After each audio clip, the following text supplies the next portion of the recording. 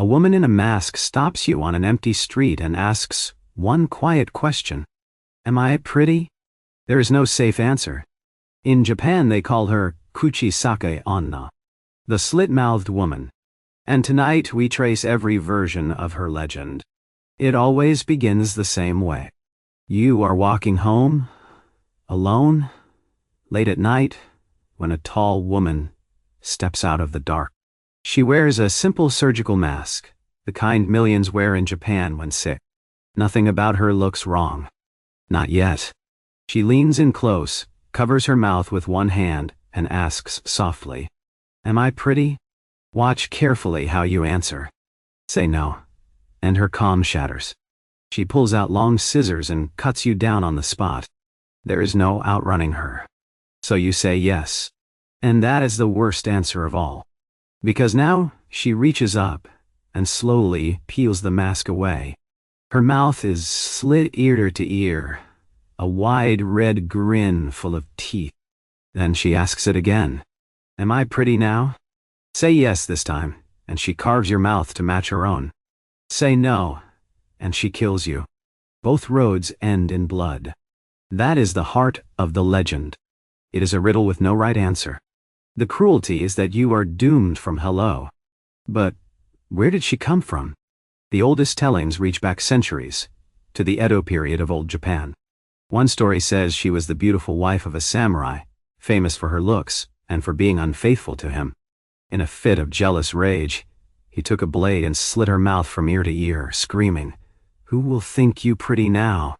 She died carrying that wound and that question, and she came back as a spirit, asking everyone the words that destroyed her. For centuries, she was just a story. Then in 1979, something strange happened. The whole of Japan started to panic. Rumors swept from school to school. A masked woman was attacking children walking home. Parents were terrified. It got so bad that towns sent adults and police to walk kids home from school. A ghost story had become real fear. No attacker was ever caught. Historians call it a wave of mass hysteria, a fear that spread faster than any real threat. But why did this legend of all of them take hold so hard? Part of the answer is hiding in plain sight. The mask diet. In Japan, surgical masks are everywhere, worn for colds, for pollen, for politeness. A hidden face is completely normal. So the scariest part of her costume is the part nobody questions. The horror is wearing the most ordinary thing in the country. As she spread, the legend grew new powers. Some versions say she runs impossibly fast, covering 100 meters in seconds. Others say if you turn to flee, she is already in front of you. You cannot leave until she lets you, or until you trick her. Because there is a way out. The legend gives you loopholes, strange little answers that confuse her long enough to run. The first trick. Do not say yes or no. Say you look average or so-so. The bland answer leaves her puzzled, with no script to follow. The second trick. Ask her the question right back. Am I pretty? She stops to think about herself, and you slip away. The third and most famous trick. Throw hard candy or money on the ground.